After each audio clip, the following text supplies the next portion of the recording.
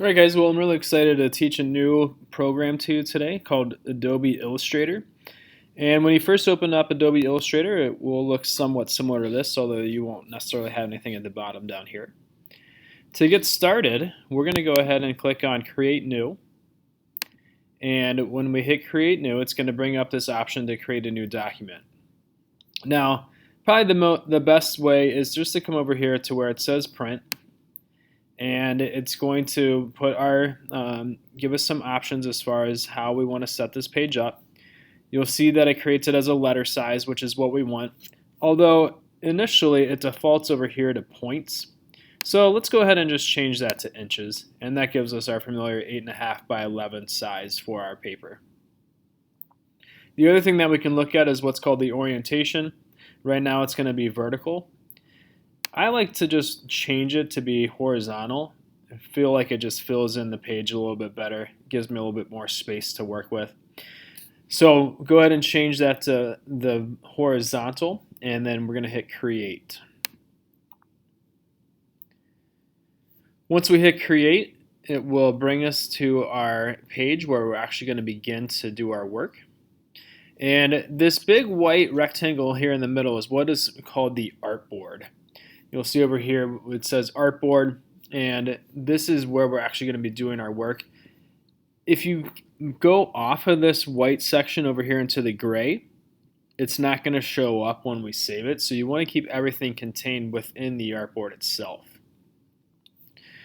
We've got a number of different tools on the side, and some of these tools are going to look familiar to the tools that we used in Photoshop, and that makes sense because these are both Adobe products.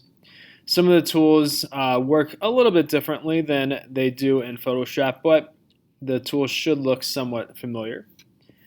Over on the side, we'll also have this panel, and this panel has a number of different tabs where we can kind of see some of the work that we're doing, and these will change based on the tools that we have selected or anything that we have selected on our page as well.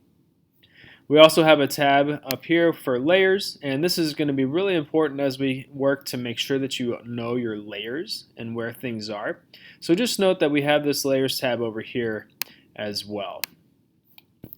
Alright, so let's click back on properties and let's go ahead and explore some of our tools and see what it is that we're working with. To start, we're going to just begin with the pencil tool. Now the pencil tool doesn't show up initially on your list of tools. It's actually behind this one that's called the shaper tool. So if you click and hold down, you'll find that the pencil tool shows up underneath the shaper tool. Clicking on the pencil tool brings up our pencil. You'll notice also that this panel over here on the side changed to bring up some relevant information. And a couple of things that I want to just point out over here when we have the pencil tool selected. First of all, we have this appearance box, which is called the fill. The fill is what's going to fill in the inside of any of the shapes that we make. Below that is the stroke. The stroke is what's going to create the color of the outline or the actual line that we're going to draw with our pencil. And this is going to be the size of the stroke, how thick or thin that stroke is going to be. We can increase the size or decrease the size of it as well. And we also have the opacity here, which, like we've learned in Photoshop, either creates or increases or decreases our ability to see through the shape that we've done. So with the pencil tool, one other thing that we want to just check out, if you double click on the tool itself. So once you're over here, you have the pencil tool. Double click on your mouse. There's a few options that we want to just look at and make sure that we see. First of all, the fidelity, that's how accurately it actually draws your line. For most of us, we're probably going to benefit from moving it over to smooth. What that's going to do is it's just going to kind of take our pencil drawings, because we're going to be using our trackpad, and it's going to smooth it out to make it look a little bit more natural as opposed to accurate, which is going to keep it exactly how we drew it.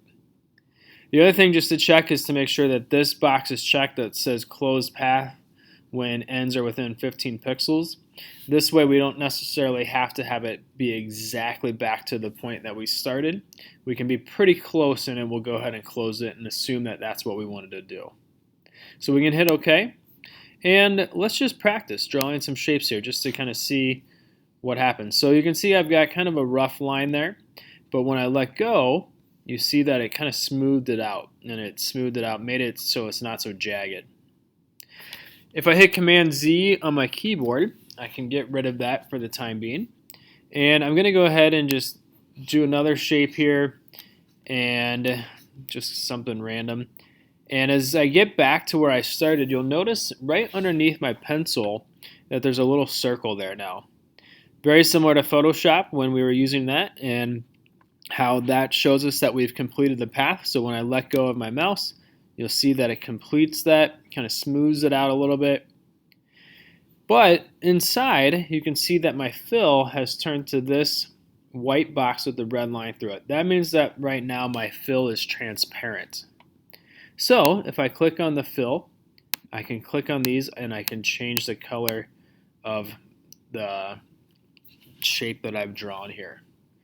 This is a much better way to fill in any shapes and the colors is by using the fill. Don't take the pen or the paintbrush and just try to color it in. It's going to be way too difficult to do, and it's not going to look very good as well. So whenever you draw a shape, your best option is always going to be just to change the fill of it. Over here we can also change the width of the stroke, make it thicker or thinner. So I can click on this and you'll see that the outline of my shape increases. I can also change the color of the stroke by clicking on that, and I can change the color of it to make that change as well. Okay, so that is the first shape. First tool that we wanted to look at was the pencil tool. Basically, just learning how to draw with it, some really basic things, and also learning how to change the fill and the stroke. And hopefully, some of you that are really artistic are going to be able to draw some really awesome things with it and do some cool things with the pencil.